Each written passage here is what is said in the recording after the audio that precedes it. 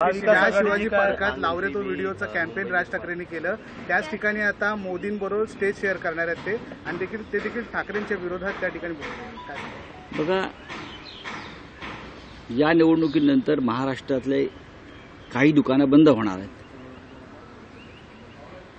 किमान 3-4 दुकानं सुपारीची, बरं का, 3-4 सुपारी शॉप इन पॉलिटिक्स बंद होने वाले हैं। वापस वो शॉप नहीं चलेंगे। उसमें से ये एक दुकान है। महाराष्ट्र में चाहे नरेंद्र मोदी जी आए, अमित शाह जी आए, कितनी भी सभाएं ले लो, वो जितनी सभाएं लेंगी उतनी बीजेपी की सीटें कम हो रही है, या उनके अलायंस की सीटें कम हो रही है। ये लगभग तय है, पूरा दम निकल चुका है। प्रधानमंत्री मुंबईत येऊन, महाराष्ट्रात येऊन 25-25, 20-20, 30-30 सभा घेतात।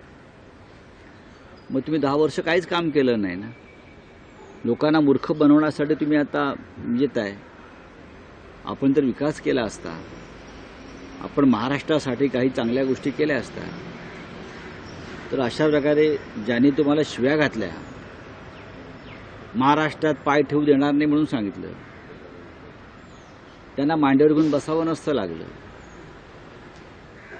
पण जे त्यांच्या मांडीला मांडी लावून बसतायत, जे स्वतःला महाराष्ट्राचे स्वाभिमानी वगैरे म्हणतायत आणि त्यासाठी आपला पक्ष स्थापन केला असं म्हणतायत, ते महाराष्ट्राच्या शत्रूंच्या बरोबर व्यासपीठावर बसतात आणि त्यांच्यावरती आज कौतुकाची फुलं उधळणार। हे चित्र महाराष्ट्राला एकदा याची देही याची डोळा पाहू द्या। म्हणून म्हटलं की या निवडणुकीनंतर काही सुपारीची दुकानं बंद होणार, ती कायमची बंद होती। इंडिया आघाडीची देखील आज संध्याकाळी महाविकास आघाडी किंवा इंडिया आघाडीची सुद्धा सभा आहे BKC मध्ये। खरं म्हणजे शिवतीर्थावर सभा व्हावी 17 तारखेला, यासाठी आम्ही पहिला अर्ज केला होता आणि ती आमची परंपरा आहे शिवसेनेची, किंवा आमची सभा व्हावी। पण फक्त आमची सभा होऊ नये म्हणून प्रधानमंत्र्यांना बोलवण्यात आलं, काही सुपारीवाल्यांना बोलवण्यात आलं। हा सत्तेचा गैरवापर आहे, पण ठीक आहे, BKC मध्ये सभा होईल।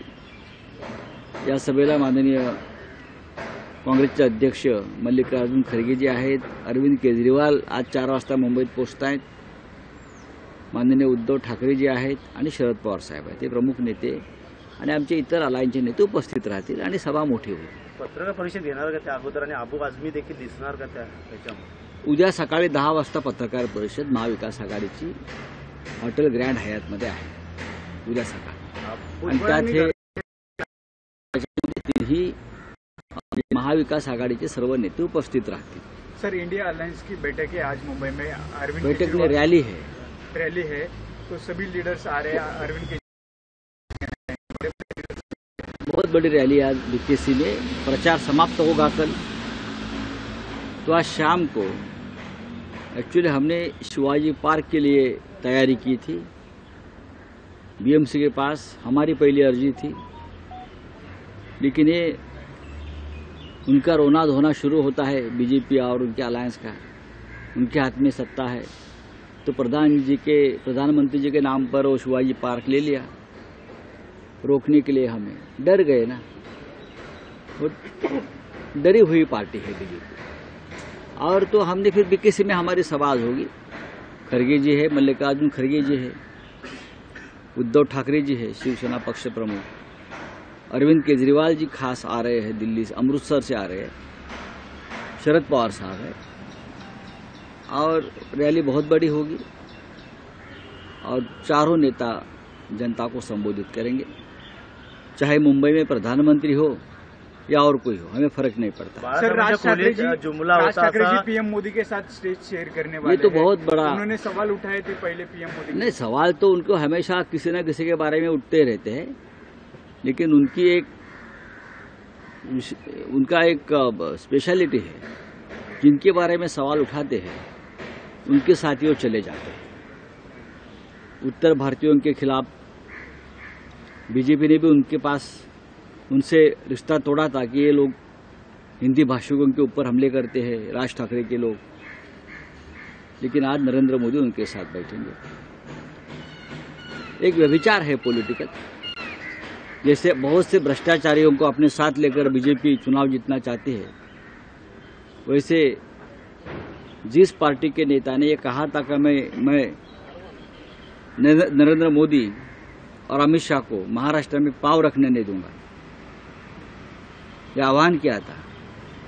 लेकिन आज वही नेता नरेंद्र मोदी जी के साथ मंच साझा करेगा, स्टेज शेयर करेगा। जो महाराष्ट्र के खिलाफ जो नेता शाहजी और मोदी जी एक साजिश कर रहे, उनके साथ राज ठाकरे बैठेंगे और पूरा महाराष्ट्र देखेंगे। 4 जून के बाद ये दुकान जो है राज ठाकरे जी का, सुपारी का दुकान, ये पूरी तरह से बंद हो जाएगा, जनता बंद करेगी। तर बाळासाहेबांच्या पुण्यामध्ये उद्धव ठाकरेंवर टीका केली आहे। घाटकोपर जे होर्डिंग पडलं त्याची परवानगी उद्धव ठाकरे यांच्या काळात दिली होती, असं कोण म्हणतं? आणि भावेश भिंडे यांच्याबरोबर फोटो देखील उद्धव ठाकरे यांचा व्हायरल झाल्याचा आरोप बरं. सोमय्या यांनी केलेला आहे। हो, मग काल कोणते तुमचे नरेंद्र मोदी यांचा फोटो इक्बाल मिर्चीच्या एका साथीदाराबरोबर आहे वाराणसीला, आणि ते इक्बाल मिर्चीचे साथीदार हे दाऊदचे हस्तक आहेत असे स्वतः प्रधानमंत्र्यांनी सांगितलं आहे ना, प्रफुल्ल पटेल। त्याच्यावर बोला, सगळे भ्रष्टाचारी ज्यांना तुरुंगात टाकायला निघाले होते त्यांच्याबरोबर नरेंद्र मोदीचे फोटो नाहीत, चहापान करतायत, जेवणं करतायत। फडणवीस साहेब त्यांच्यावर बोला। आज ज्या यामिनी जाधव, यशवंत जाधव यांच्या भ्रष्टाचाराची कुंडली आपण मांडली होती, त्यांच्या प्रचाराला आपण आहात, त्यांचे अर्ज भरायला आपण आहात। अजित पवाराला आपण तुरुंगात टाकणार होता, चक्की पिसिंग, आज त्यांचं किसिंग करताय पिसिंगच्या ऐवजी, त्याच्यावर बोला। तुमचे कोणाबरोबर फोटो आहे ते यापूर्वी आलेले आहेत। आपल्या बंगल्यावरती कोणाचा वावर असतो आणि कोण कोण होतं त्याच्यात मला पडायचं नाही।